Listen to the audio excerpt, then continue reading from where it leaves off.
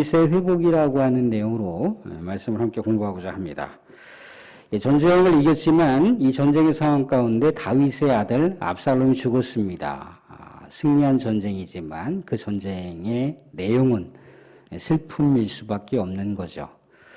근데 다윗의 아들이 죽었다라고 하는 것은요, 그냥 단선적인 아들의 죽음으로 끝나지 않습니다.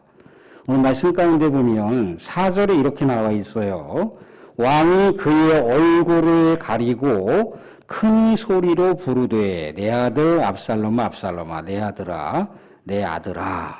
왕이 그의 얼굴을 가리고 큰 소리로 외쳤다라고 하는 것은 다른 사람들과 자신의 삶의 처지를 같이 공유하고 있지 않다라고 하는 것을 얘기해 주고 있습니다.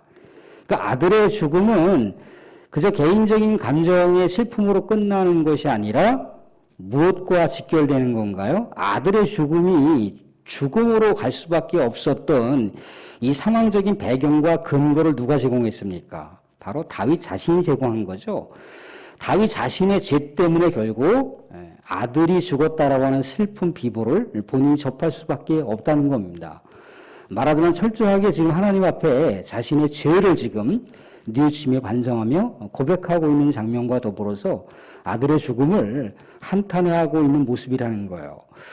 우리도 사랑하는 자녀들이요, 뭔가 이렇게 잘 풀리고 그러면 마음이 평안하고 기쁩니다. 그런데 혹여라도 우리의 자녀들의 삶이 전혀 좀 기대하고 또 소망하는 대로 이루어지지 않고 자꾸만 나쁜 소식이거나 좋지 않은 그런 삶의 상황들을 이렇게 직면하게 됐을 때 그냥 내 딸, 내 아들이 지금 아프구나라고 하는 상황으로 끝나지 않죠. 그죠? 우리는 어떤 마음을 갖습니까? 얘가 혹시라도 부모를 잘못 만나서 아버지를 잘못 만나서 애미를 잘못 만나서 그런 거 아닌가 라는 그런 스스로의 또 삶을 이렇게 돌아본다는 거예요. 다윗이 이제 그랬다는 거죠. 골방에 박혀서 지금 하나님하고 1대1 대면하고 있는 상황인 거예요. 하나님, 나 때문에 아들이 이렇게 죽었으니 앞으로 이러한 삶의 상황이 다시는 벌어지지 않도록 이렇게 하면서 뭔가 기도하실 수밖에 없는 다윗의 모습이라는 겁니다. 근데 계속해서 이렇게 개인적인 감정에 갇혀서 한 나라의 왕이라고 하는 사람이 비록 압살롬이 죽었지만 다윗과 관련되어 있는 모든 가족들을 살리고자 많은 군인들이 전쟁에 나가서 목숨을 걸었잖아요. 그죠? 그렇게 해서 전쟁을 승리했습니다. 물론 다윗 왕의 아들의 죽음으로 전쟁을 승리하게 된 결과를 만들었지만 결국 수고와 노고를 했던 수많은 지휘관들과 부하 장수들과 또 군인들이 있었다는 겁니다. 근데 이들이 지금 전쟁을 승리하고 뭔가 개선 진군가를 불러야 되는데 승리에 지금 도취되어서 환호성을 쳐야 되는데 지금 그러하고 있지 못한 실정 가운데 있어요. 왜 그렇습니까? 다윗이 깊은 슬픔 가운데 빠졌음으로 인해서 몰래 전쟁에서 이기는데도 불구하고 몰래 들어오고 있는 거예요. 몰래. 3절 하반절 보시면 부끄러워 도망은 같이 가만히 성읍으로 들어가니라. 그러니까 굉장히 지금 뭔가 승리했던 군인들의 사기가 완전히 다 밑바닥까지 지금 곤두박질 치고 있는 거예요. 근데 이런 상황을 가장 예민하게 파악하고 있는 사람, 현실 감각이 뛰어났던 요압이라고 하는 장군이 지금 다윗을 아련해서 다윗 왕에게 지금 당신이 보이는 이런 태도 지속되면 안 된다라고 하는 것을 권면하고 조언해 줍니다. 그 조언했던 내용들이 이제 5절 보시면 이렇게 나와 있는 거죠. 그죠? 5절 하반절 보시면 모든 부하들의 얼굴을 부끄럽게 하지 마십시오 얘기하고 있는 거예요. 그들은 전쟁에서 목숨을 걸었습니다. 왜 군인들이 이 부하 장수들이 부끄러운 모습으로 왜 들어오게 해야 됩니까? 오히려 당신이 격려해야 되고 또 박수를 쳐줘야 되는데 왜 이렇게 하십니까? 라고 얘기하고 있어. 또 두 번째 6절 보시면 이는 왕께서 미워하는 자는 사랑하시며 사랑하는 자는 미워하시고 오늘 지휘관들과 부하들을 멸시하심을 나타내심이라 계속해서 압살롬의 죽음에 대해서 슬픔에 갇혀 있으면 지금 전쟁 가운데 목숨을 걸었던 지휘관들과 부하 장수들을 멸시하는 태도라는 거예요. 왜 목숨을 걸었던 왕을 사랑했기에, 왕의 가족을 사랑했기에 정말 살신성인에서 전쟁터에 나갔던 그들을 오히려 왕께서 미워하시는 처사를 만들어서는 안 된다라고 하는 얘기를 해주고 있습니다. 또 하나 어떤 얘기를 해주고 있느냐면 지금 7절 말씀 보시면 이제 곧 일어나 나가 왕의 부하들의 마음을 위로하여 말씀하옵소서라고 얘기를 하고 있어요. 왕이시여 지금 밖으로 나가서 진 밖으로 나가서 많은 지금 지휘관들과 장수들과 군인들과 백성들이 지금 왕을 지금 기다리고 있습니다. 나가서 그들의 사기를 좀 높여주시고 그들의 노고를 치하하시고 또 그들이 목숨 걸고 나갔으니 그들이 얼마나 지금 마음 가운데 왕이 이렇게 슬픔 가운데 잠겨 있으니 얼마나 우울해 있겠습니까? 그들을 위로하시고 격려해 주셔야 됩니다. 그렇지 않으면 오늘 밤에 당신을 추앙하고 추종했던 많은 사람들이 떠나가게 될 것이고 아마도 왕이 젊었을 때부터 지금까지 겪었던 그 화보다 더 큰 위기가 도래할 수도 있습니다라고 하는 조언을 해줘요. 이때 다윗이 어떻게 반응합니까? 다윗이 반응을 하죠. 즉각적으로 반응을 합니다. 즉각적으로 어떻게 반응을 하냐면 8절 왕이 일어나 성문에 앉음에 성문에 나갔다라고 하는 건 뭡니까? 많은 지휘관들과 또 군인들을 향해서 지금 뭔가 격려해주는 메시지를 주고 있는 거죠. 그죠? 그들에게 수고했다라고 하는 위로를 해주고 있는 겁니다. 그리고 그들이 생명을 걸고 이것저것 또한 여러 또 부상을 당했을 수도 있을 거 아니겠습니까? 그죠? 그들에 대해서 미래를 보장해 주겠다. 너희들의 앞날은 내가 책임지겠다라고 하는 뭔가 보장성이 있는 그런 이야기들을 아마 격려사로다가 아마 해줬을 거라는 겁니다. 근데 여기서 우리는 한 가지 다윗을 통해서 볼 수 있는 진면목은 뭐냐면 다윗이 굉장히 성숙한 인격을 갖고 있는 사람이었다는 겁니다. 성숙한 신앙인이었다라고 하는 것을 알 수가 있어요. 고대 사회에서 왕은요 절대 권력을 가진 자입니다. 왕한테 함부로 이렇게 저렇게 얘기했다가는 그건 곧 죽음을 얘기하는 거예요. 과거 그가 바세바라고 하는 자기의 충복의 아내와 간통하고 자기 그 충복을 살인 청부로다가 완전 범죄로 해서 죽였지 않습니까? 그죠? 그런데 그 상황에 대해서 아주 신랄하게 지적한 사람이 있어요. 나단 선지자라고 하는 사람이 지적을 했어요. 이런저런 예를 들면서 당신이 바로 그 범죄자입니다. 라고 얘기했단 말이죠. 근데 이때 다윗이 이렇게 반응할 수도 있다는 거예요. 일개 선지자 따위가 왕한테 그따위 말을 해 누구누구를 불러서 처형장을 끌고 와서 처형하라고 그렇게 해도 된다는 겁니다. 그게 고대 사회에서의 왕의 위치라는 거예요.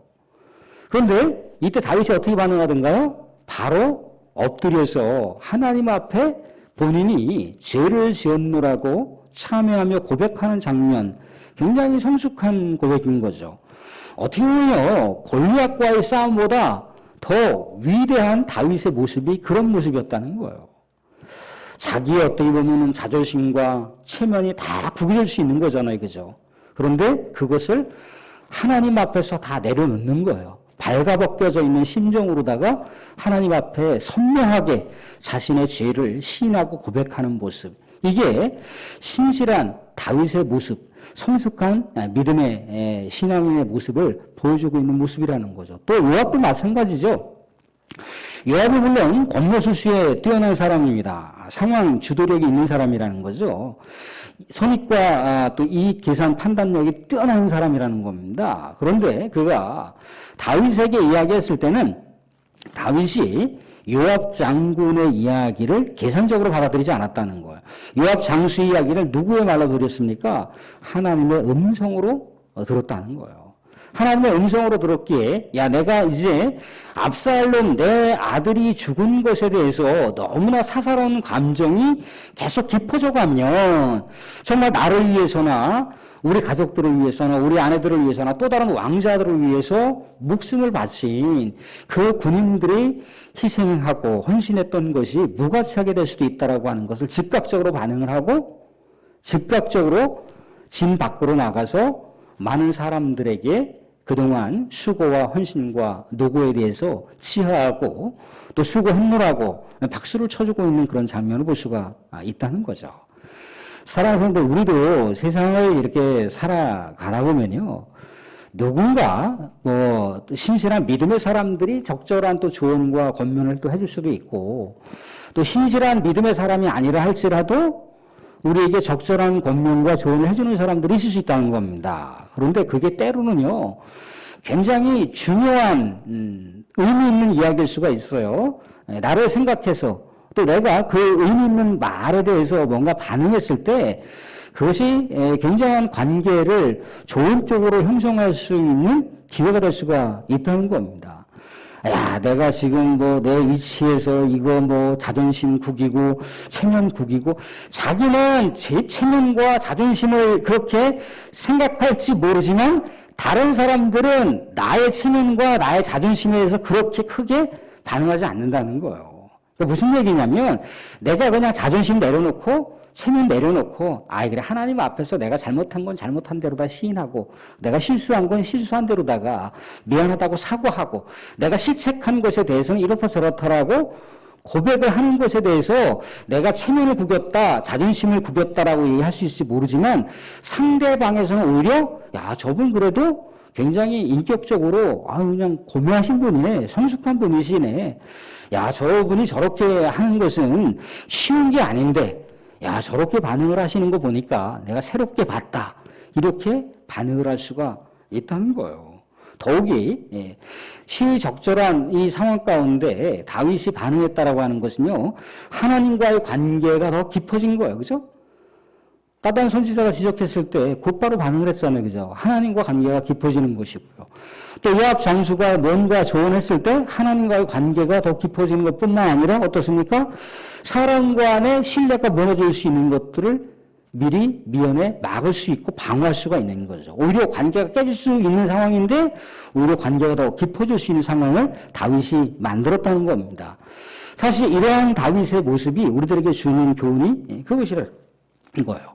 다윗은 여하튼 이제 밖에 나가서 많은 사람들에게 이제 격려하고 박수를 쳐줬는데, 많은 사람들의 반응을 보면 이렇게 나누어지는 반응을 볼 수가 있어요. 8절 보시면 자막 한번 띄워봐 주실래요? 8절 보시면, 왕이 일어나 성문에 앉음에 어떤 사람이 모든 백성에게 말하되 왕이 문에 앉아 계신다 하니 모든 백성이 왕 앞으로 나오니라. 그런데 이스라엘은 이미 각기 장막으로 도망하였더라. 그러니까 많은 사람들이 이 다윗 앞에 나오는데 또 이스라엘의 상당수가 도망갔다라고 하는 얘기를 해주고 있어요. 그죠? 이게 왜 이렇게 분열되어 있는 양상이 왜 나타나는 겁니까? 압살롬을 추종했던 사람들이 있거든요. 압살롬의 쿠데타가 성공되기를 기원했던 사람들, 그래서 압살롬 편에 섰던 사람들이 있거든요. 근데 이 사람들은 정작 다윗 앞에 자신들의 모습을 이렇게 정면으로 내세울 수가 없는 거예요. 뒤로 물러날 수밖에 없는 거죠. 그죠?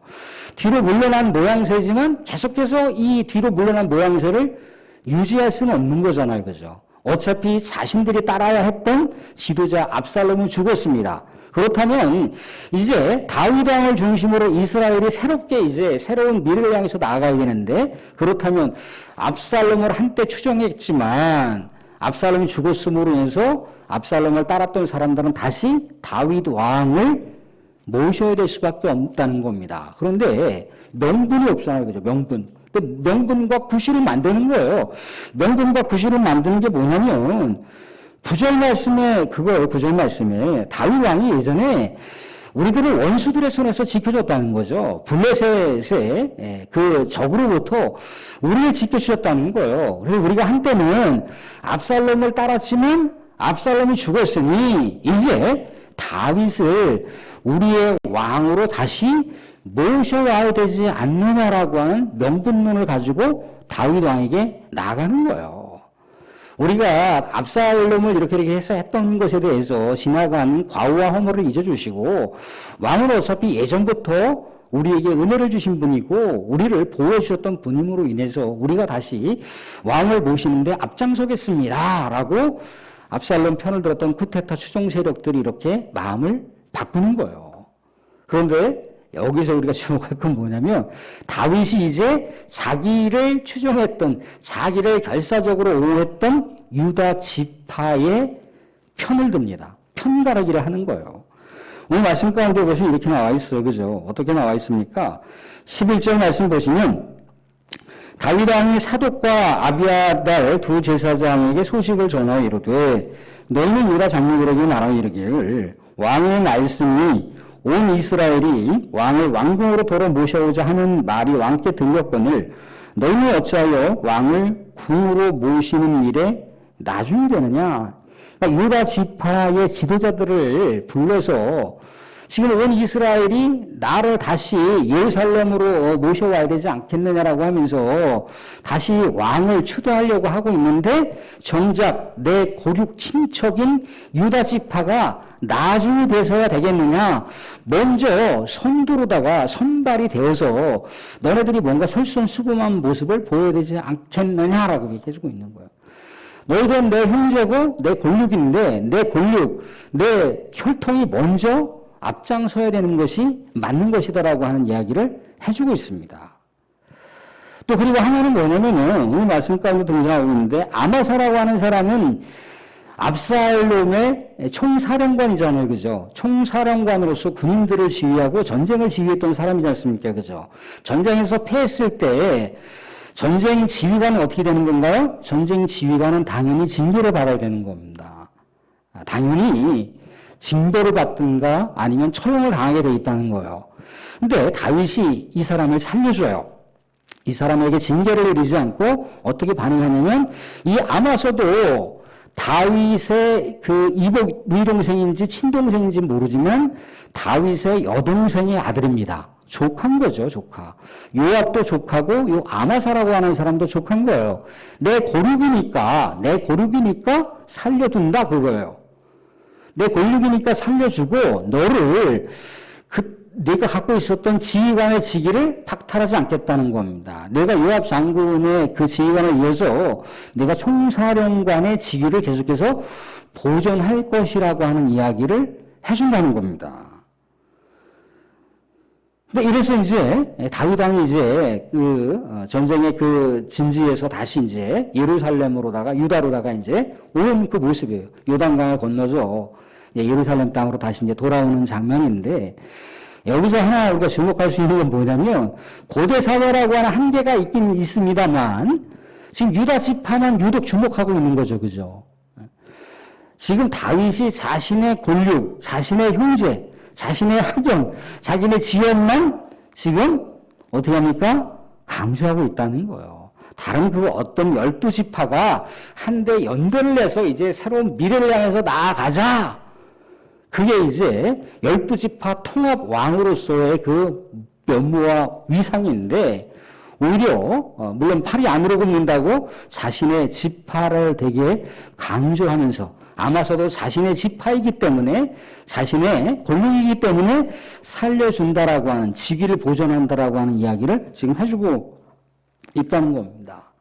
어떤 친정 중심의 지금 정치적인 지금 상황으로 가고 있다는 거예요. 물론 아마사를 살려준 것은 굉장한 겁니다. 당시 어떤 그 전쟁 논리를 생각해 보면 굉장한 파격인 거예요. 파격인 겁니다. 근데 그것도 그 이유가 뭡니까? 내 고륙이기 때문에. 그래서 아무튼 다윗은 친정 중심으로다가 이렇게 모든 그 왕정 정치를 다시 재편하는 그 모습을 볼 수가 있다는 겁니다. 예수 그리스도라면 어떻게 했을까요? 예수님이라면 어떻게 했습니까? 예수님이라면 이렇게 갈라치기 이렇게 지역과 지파로 다 분열시켜서 이렇게 했을까요? 오히려 예수님께서는 가론 유다조차도 마음에 품으셨다는 거예요. 그죠? 자신의 사랑하는 그 제자들이 자신을 배신했지만 어떻게 했습니까? 다시 그들이 배신한 것을 잊어버리시고 다시 그들을 사랑하시면서 다시금 제자들을 세워주시면서 우리 예수님께서는 12사도, 물론 한 제자는 그렇게 죽었지만 또 다른 한 제자를 나중에 이제 등용시켜서 12제자가 땅끝까지 이르러 복음을 증거하게 하셨다는 거예요. 예수님은요, 편가르기 하거나 특별한 사람들을 이렇게 분열시켜서 먼 것을 하나님의 나라와 역사를 그렇게 진행하지 않으셨다는 거예요. 근데 우리는 여전히 우리가 살아가고 있는 사회와 우리가 살아가고 있는 어떤 정치 경제의 그 모습을 보게 되면 너무나 분열과 갈라치기와 지역색이 매번 선거 때마다 강하게 나타나더라는 거예요. 강하게. 이게 언제 끝날 것인가? 우리는 그런데 그것이 쉽지 않지만 우리는 적어도 그리스도인이라는 겁니다. 우리는 하나님을 믿는 사람들이에요. 예수 그리스도를 따르는 우리가 제자라는 겁니다. 그런 여러 가지 분열과 갈라치기와 또 여러 가지 협치를 이루지 못하는 그런 내부 분열된 모습이 우리 눈앞에 또 뉴스에 연일 그런 것들이 보도된다 할지라도 우리가 어쩔 수 없군 그렇게 할 것이 아니고 우리는 끊임없이 예수 그리스도의 이름으로 한반도의 평화 통일을 위해서도 기도해지만 이 땅 가운데 정치적인 여러 가지 견해와 입장 차이가 있을 수는 있으나 대의적인 차원에서 이 대한민국의 미래를 위해서 정말 여야가 하나가 되고 좌와 우가 하나가 되고 진보와 보수가 하나가 되는 그런 대의적인 차원을 우리가 갖고 기도를 해야 된다라고 하는 것이 우리의 또 하나의 기도의 과제일 수가 있다는 겁니다. 그래서 저는 말씀을 맺겠습니다. 이 말씀 가운데 뭐라고 했습니까? 다윗의 모습처럼 우리가 신실하게 우리의 또 실책과 실수에 대해서 하나님 앞에 우리가 고백하고 시인해서 하나님과의 관계를 더욱더 깊이 하고 또 사람들과의 관계를 더욱더 신뢰를 쌓아가는 우리 성숙한 그리스도인이 되자라고 하는 것이고 또 하나는 뭡니까? 분열과 갈라치기와 또 이런 갈등과 그런 여러 가지 대열 양상의 구도가 아니라 우리 그리스도인들은 끊임없이 하나가 되는 모습, 끊임없이 통합이 되는 모습, 끊임없이 협치가 되고 연합이 되는 그 모습을 우리가 지향하며 기도해야 된다라고 하는 것이 오늘의 말씀의 내용과 교훈이라고 합니다. 이 두 가지 말씀을 우리가 또한 새기시면서 또 한 주간도 우리 하나님 안에서 성령의 충만한 능력을 받고 또 지혜를 받고 새롭게 또 능력 있는 모습으로 살아갈 수 있기를 주님으로 축원드립니다.